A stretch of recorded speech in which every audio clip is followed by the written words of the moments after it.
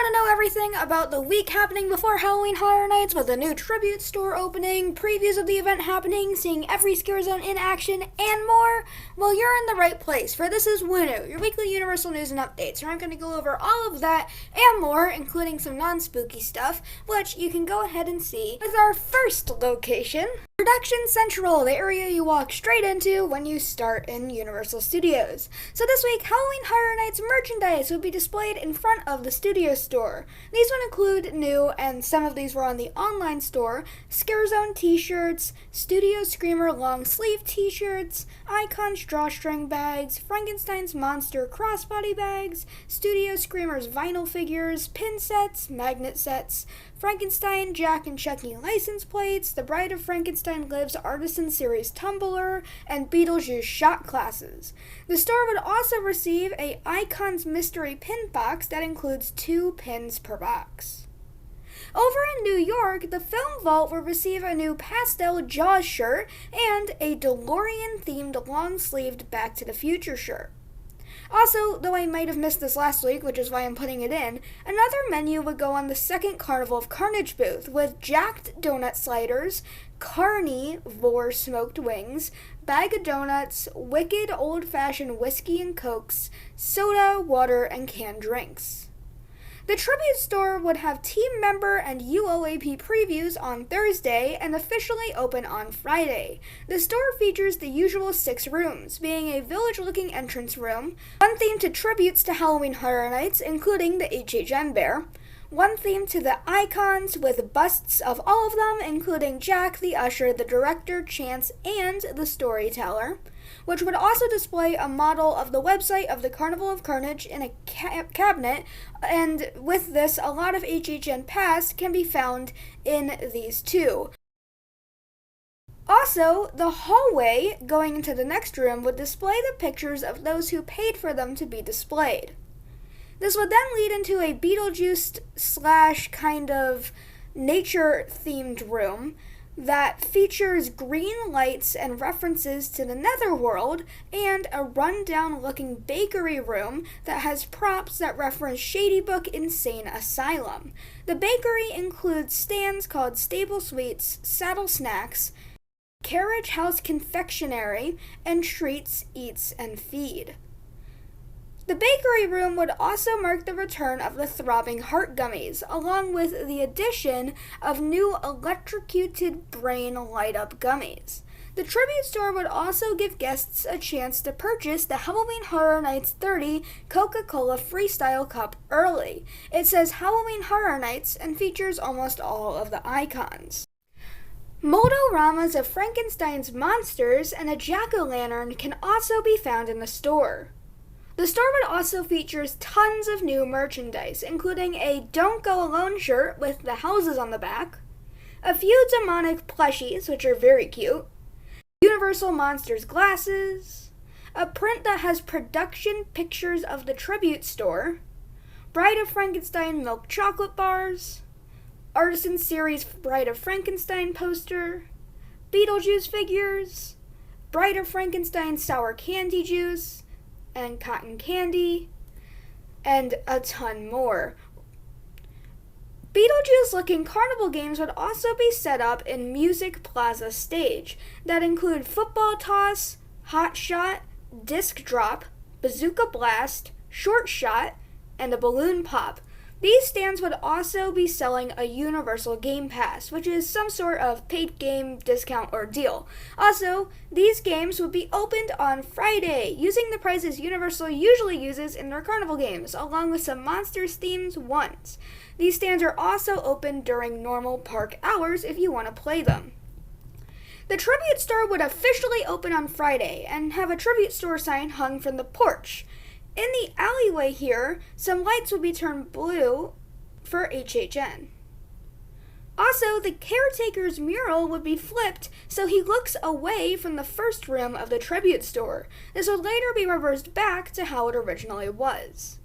The store would also feature Hollywood shot glasses, oddly enough, And it would also have a large assortment of sweets in a bakery case when it opened, including HHN 30th cupcakes, graveyard cupcakes, Frankenstein cupcakes, Jack jar cakes, Chance jar cakes, HHN 30th logo s'mores, whoopie pies, scarecrow stock apples, scarecrow stock cupcakes, candy marshmallow pops, candy corn apples, spider apples, smash patch pumpkins, cookie dough balls, jumbo max, gourmet ghost s'mores, candy corn brownies, coffin brownies, knife trifle cake, tombstone trifle cake, bride wedding cake, Frankenstein cake, pumpkin cocoa bomb, cauldron cocoa bomb, beating heart gummies, light up ring gummies, and vegan brownies.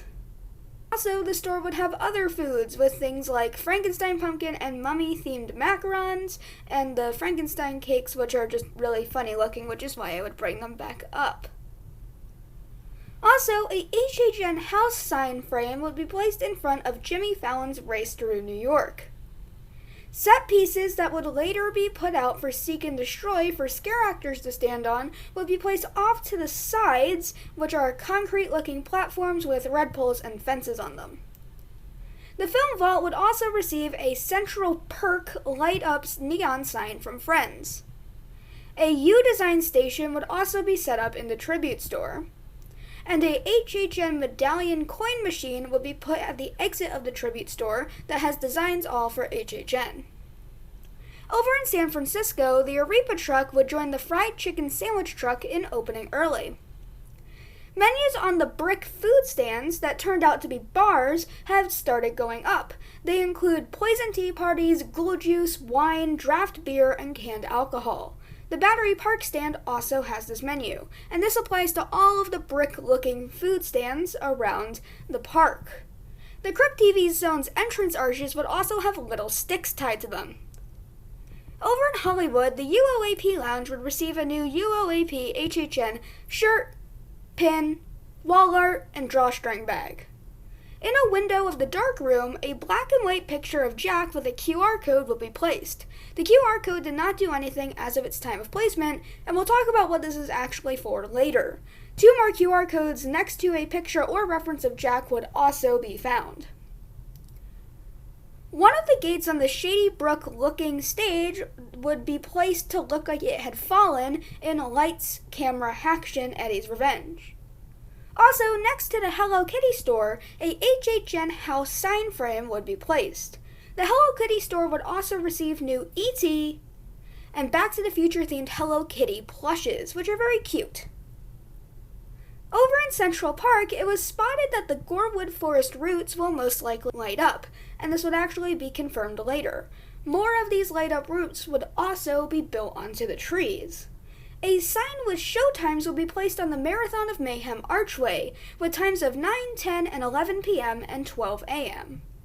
A tarped-over corpse along with some decorative chains will be placed on the metal structure at the entrance of Gorewood Forest 2. At Men in Black, between a snack stand there, a lighting rig at Fast and the Furious, and an ATM building in London, lights have been turned red for Halloween Horror Nights. The Halloween Nightmare Fuel sign would also be put on where the Fear Factor Live sign usually is, saying it is a nightly at HHN show and states the dates of the event. 3 HHN houses stands would also appear in the Fear Factor and Men in Black area. All have or will have televisions on them to display the wait times. A Halloween Nightmare Fuel sign would also be placed under the big sign that states some warnings and the show times at 8, 9:30, 11, and 12:30. Over in London and Diagon Alley, the exits of Diagon Alley would be prepped for a fresh coat of paint. Good Guys footprints would be placed on the ground leading up to the Chucky photo op from the sewer. They go to the curtained-off entrance in the back of the boxes. The front box of the boxes would also have its picture of Chucky ripped out, making it look torn and like it will most likely be a photo op. In Kids Zone, the Haunting of Hill House food booth would have a menu that has Nell's Tea Party sandwiches that include stuffed brisket, jalapeno popper, tempeh Reuben, Luke's Grilled Cheese, Brisket and Tea Party, Poison Tea Party, water, soda, and canned beverages. If this is a reference to the Hill House, I'm sorry, but I really don't know much about it. Also, a Haunting of Hill House sign, though poorly covered, would be placed across the pathway from E.T. Adventure. Another, better covered sign would be placed very close to the Hill House one, and a similar one would be put in the area between Kids Zone and Central Park. Kids Zone would also announce a HHN menu for the pizza company, featuring pizza fries, fryer and ice, s'mores fries, and ices. Over in Springfield, Chief Wiggum's car would be removed and have 3 barrels placed where it was, probably for an area to eat. Over in Islands in Isla Nublar, a dinosaur egg out of order sign would be placed on a coin machine inside the Discovery Center. Jurassic Outfitters would also receive new Mr. DNA reversible bucket hats, Dinosaur Observation Committee crossbody bags, Camp Cretaceous lunch bags, and a Jurassic World DNA pin set. Over in Toon Lagoon, Me Ship the Olive would reopen, though some of its interactive features are either not working or closed off. In both Toon Extra and the UOAP Lounge, the September Jack UOAP button would become available. The back of the pin reads, "Jack's back. No one knows where he goes, no one knows where he's been. When you hide, he seeks, and he'll find you again." Toon Extra would also receive a new UOAP Iron-On patch. In the Lost Continent, the All Hallows Eve Boutique would receive new HHN UOAP pins, shirts, and drawstrings bag, which are also in the UOAP Lounge, as I said before, and new non-UOAP shirts that feature Jack, Bride of Frankenstein, Leatherface, and Hill House, and a Mystery Icons pin box that has 2 pins per box would also become available in this store. So this is supposed to be in port of entry, but I accidentally put it in the wrong section. But a popcorn stand next to the gate would reopen, and has 369 caramel corn souvenir bucket refills. Also, for port of entry, over top of the park's exits, a HHN 30 promotional banner would be hung. Islands Trading Co. would also receive a lot of HHN merchandise, including a new Carnival Jack wall art, which would also be sold in the tribute store. Over in Seuss Landing, between new tarps and walls, the carousel would be completely covered for its refurbishment. The Zack's Bypass sign would also return, now looking shiny and refurbished. The Mulberry Street store would also receive new star-bellied Sneetch plushies. Back in Marvel Superhero Island, a new Spider-Man Spirit jersey would become available, or at least what I believe is new. Out in City Walk, the studio's arches will be decorated for Halloween Horror Nights 30, with a medallion of Jack for Halloween Horror Nights 30, Never Come Alone written on it, and banners for The Bride of Frankenstein Lives, Beetlejuice, Hill House, Texas Chainsaw Massacre, and HHN Icons Captured. The studio store would also receive new Metal Earth E.T. and Studio Store Trams kits, which is a bit odd because the studio store is actually only in Hollywood. Also, a HHN 30 ad would be placed in the wall that surrounds the studio's arches. A HHN advertisement would also be installed over top of one of the moving walkways. HHN merchandise would also be sold in a small little stand in the hub. On the moving walkways in part of a parking garage, a scooter would actually catch on fire and start spreading. Security personnel would clear out the area and fix the fire with no harm caused. The studio store would also receive a large variety of HHN merchandise that was previously available. An HHN cart with tons of merchandise would also be set up across from the studio store. At Cabana Bay, a door would be themed to the Jack in the Box for Jacked Up Experience would be built. Also, the online store will receive a new Icons mug that dominantly features Jack, a mug with Chucky, Frankenstein, and Jack, a pin that features the same characters, and a Beetlejuice figure. A link to an HHN game would be found on the app, but would only lead to a coming soon picture. A HHN tab would also be added to the app with this. The game would later be revealed, including Jack's Scattered Past. Find fragments of Jack's past throughout the park and scan to unlock achievements, which is what the QR codes are for. Terror Trivia. Race against the clock and other players as you answer questions about Halloween Horror Nights. Production Diaries. Access behind-the-scenes details from the event's designers, including photos and exclusive content.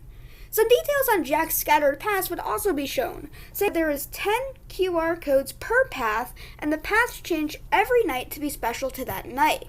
It runs off of a point-based system, and clues will cost points.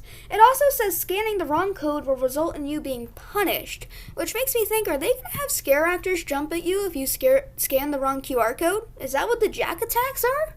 That would be cool. Anyways, HHN hoodies with the icons print on them would also become available.